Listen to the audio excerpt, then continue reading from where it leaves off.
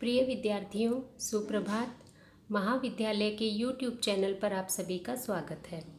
आज का हमारा टॉपिक है काव्य प्रयोजन।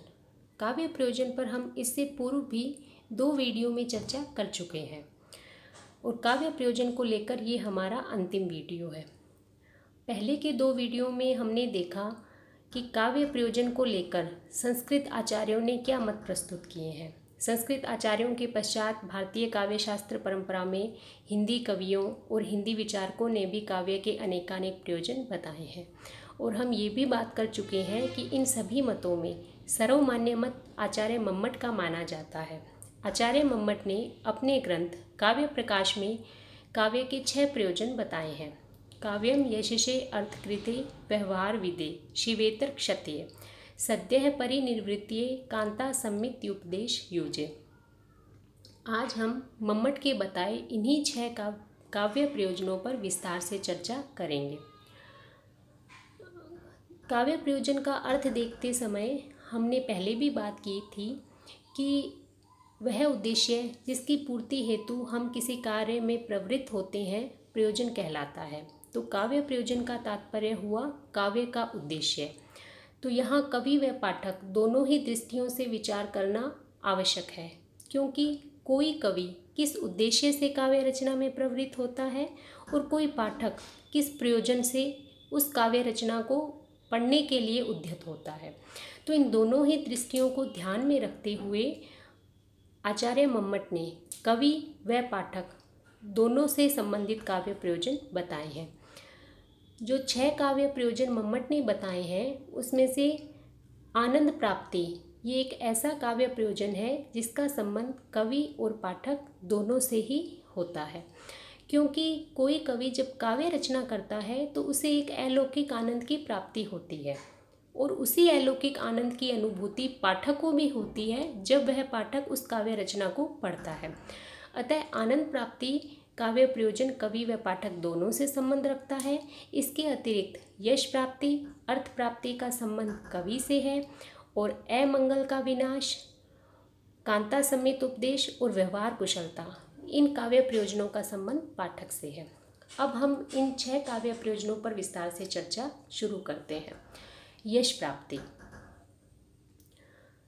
संसार में यश प्राप्त करना किसी भी मनुष्य की एक स्वाभाविक अभिलाषा होती है और यश प्राप्ति की इच्छा से कविगण काव्य रचना में प्रवृत्त होते भी रहे हैं। काव्य रचना करके अनेक कवियों ने अक्षय यश प्राप्त भी किया है। कालिदास, कबीर, सूरदास, तुलसीदास, आधुनिक काल में जयशंकर प्रसाद, मैथिली शरण गुप्त जैसे कवि आज भी अपनी काव्य रचनाओं के कारण अमर हैं। तो यश प्राप्त करना काव्य प्रयोजनों में एक महत्वपूर्ण काव्य प्रयोजन है और इस यश प्राप्ति को भरत मुनि ने भी नाट्य शास्त्र में जब नाटक के प्रयोजन बताए थे तो उन्होंने यश प्राप्ति को स्थान दिया था। धर्म्यम यशस्यम आयुष्यम हितम बुद्धि विवर्धनम कहकर उन्होंने जो अपने काव्य प्रयोजन बताए थे उसमें यश प्राप्ति को भी काव्य प्रयोजनों में स्थान दिया गया है।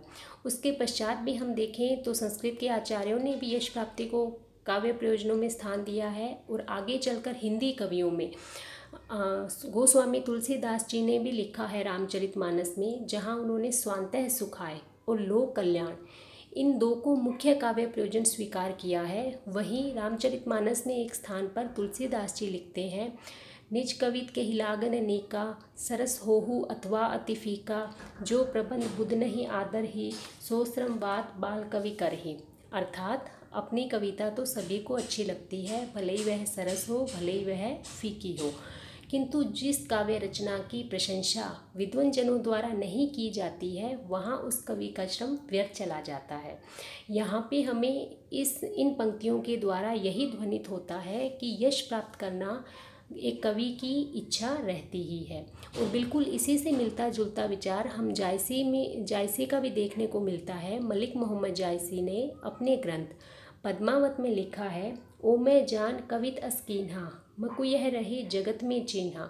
अर्थात मैंने तो पद्मावत की रचना इसी प्रयोजन से की है कि शायद इसके आधार पर मैं संसार में पहचाना जाऊं। तो यहाँ भी यही ध्वनित हो रहा है कि यश को प्राप्त करना कवियों की एक इच्छा रहती है या काव्य रचना के पीछे एक उद्देश्य निहित रहता ही है। अब हम दूसरे काव्य प्रयोजन की बात करते हैं, अर्थ प्राप्ति। अर्थ प्राप्ति अर्थात धन को प्राप्त करना या धन कमाने का माध्यम बन जाना। तो काव्य प्रयोजन के अंतर्गत अर्थ प्राप्ति भी का प्रयोजन एक महत्वपूर्ण उद्देश्य रहा है, क्योंकि धनोपार्जन की इच्छा से ही रीतिकाल के कवियों ने राज दरबारों में आश्रय ग्रहण किया था। यहाँ तक कहा जाता है कि बिहारी को एक एक दोहे की रचना के लिए एक एक अशर्फी, सोने की अशर्फी प्राप्त होती थी। तो स्वाभाविक है कि रीतिकाल जो राज दरबारों के आश्रय में ही कवियों ने काव्य रचना की, तो वहाँ पर उन्होंने अर्थ प्राप्ति के उद्देश्य को ही मुख्य काव्य प्रयोजन माना था। और आधुनिक काल में भी कवि सम्मेलनों में अनेक कवि अपनी कविताओं को गाकर सुनाकर धन कमा रहे हैं। इस प्रकार चाहे बहुत महत्वपूर्ण ना सही, परंतु बहुत से कवि अपनी काव्य रचना को धनोपार्जन का माध्यम बना रहे हैं। और इसी बात को ध्यान में रखकर आचार्य मम्मट ने अर्थ प्राप्ति को भी काव्य प्रयोजनों में स्थान दिया है। अभी तक हमने यश प्राप्ति और अर्थ प्राप्ति इन दो काव्य प्रयोजनों पर चर्चा की है और दोनों का ही संबंध कवि से है। अब हम तीसरा काव्य प्रयोजन लेते हैं, मम्मट का बताया हुआ व्यवहार ज्ञान। आचार्य मम्मट ने व्यवहार ज्ञान को भी काव्य प्रयोजन माना है। और वास्तव में बहुत सा साहित्य, बहुत सी काव्य रचनाएं ऐसी लिखी गई है जिनका अनुशीलन करने से हमें पता चलता है कि हमें अपने दैनिक जीवन में कैसा व्यवहार अपनाना चाहिए। रामायण जैसे ग्रंथ का अनुशीलन करने से हमें व्यवहारिक शिक्षा प्राप्त होती ही है। और संस्कृत में भी बहुत सा साहित्य इसी प्रयोजन को ध्यान में रखकर लिखा गया है। पंचतंत्र, हितोपदेश, नीति शतक जैसे ग्रंथों व्यवहारिक ज्ञान की ही शिक्षा देने के लिए लिखे गए हैं। और रामचरितमानस, तुलसीदास द्वारा रचित रामचरितमानस तो आदर्श व्यवहार का दर्पण है। आदर्श पिता, आदर्श भाई, आदर्श माँ, आदर्श पत्नी, आदर्श राजा, सभी कुछ कि किस प्रकार का हमें आदर्श व्यवहार करना चाहिए, इसकी सभी की शिक्षा हमें एक साथ ही रामचरितमानस को पढ़ने से प्राप्त हो जाती है। और व्यवहारिक ज्ञान हमें काव्य रचनाओं के अनुशीलन से या साहित्य का अनुसरण करने से हमें व्यवहारिक ज्ञान प्राप्त होता है। इस बात का समर्थन रामचंद्र शुक्ल ने भी किया है। शुक्ल जी लिखते हैं, कविता तो भाव प्रसार द्वारा कर्मण्य के लिए कर्म क्षेत्र का और विस्तार कर देती है। इस प्रकार हम देखते हैं कि साहित्य या काव्य रचनाओं के अनुशीलन से हमें व्यवहारिक ज्ञान की प्राप्ति होती है और यह काव्य प्रयोजन पाठक से संबंधित है। चौथा काव्य प्रयोजन है शिवेतर क्षत्रिय। शिव अर्थात मंगल, शुभ, और इतर का अर्थ होता है परे, यानी शिव से परे, मंगल से परे अर्थात अमंगल।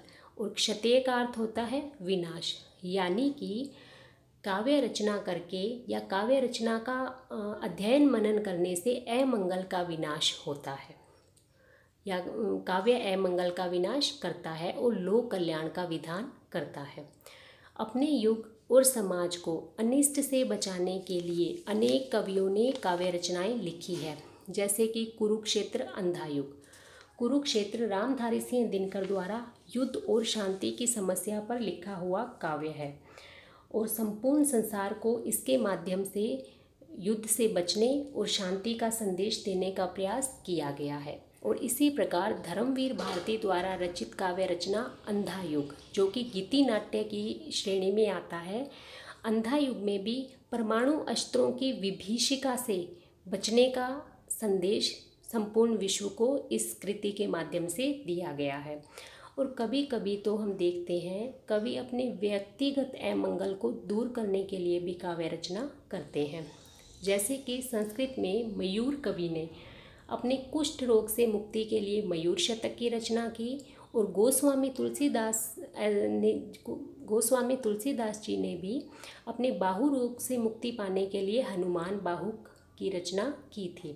तो इस प्रकार यह तो स्पष्ट है कि काव्य रचनाएं हैं, उनके अनुशीलन से, उनका अध्ययन मनन करने से संसार में जो भी अमंगल है, बुराई है, उसका विनाश होता है और लोक कल्याण का विधान इसके माध्यम से संभव हो पाता है।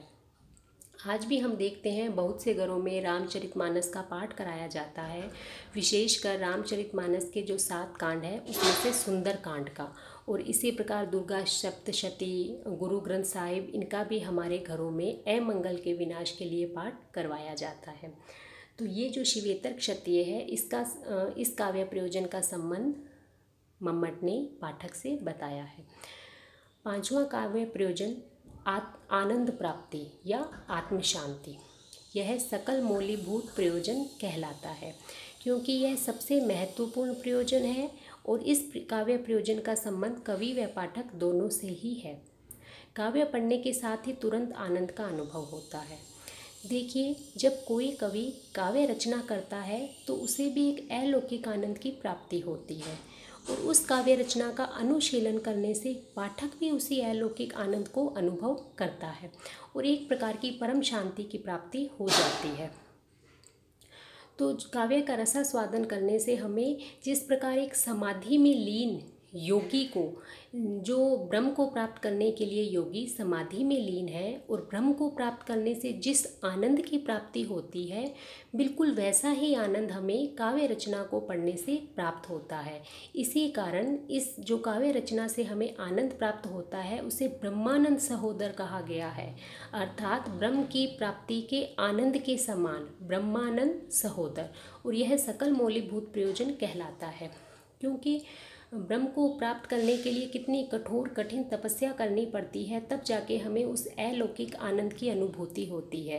किंतु वही अलौकिक आनंद हमें काव्य रचना को पढ़ने से प्राप्त हो जाता है, और हमें उस काव्य रचना को पढ़ते समय एक समय के लिए हम अपने आसपास के सभी वातावरण को भूलकर अपने स्वार्थ की सीमाओं से मुक्त होकर अलौकिक आनंद की स्थिति में पहुंच जाते हैं।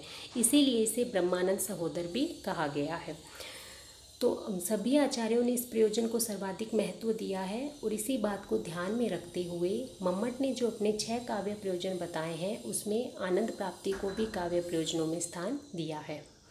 अंतिम और 6ठा काव्य प्रयोजन आचार्य मम्मट ने बताया है कांता सम्मित उपदेश, और इसका संबंध उन्होंने पाठक से जोड़ा है।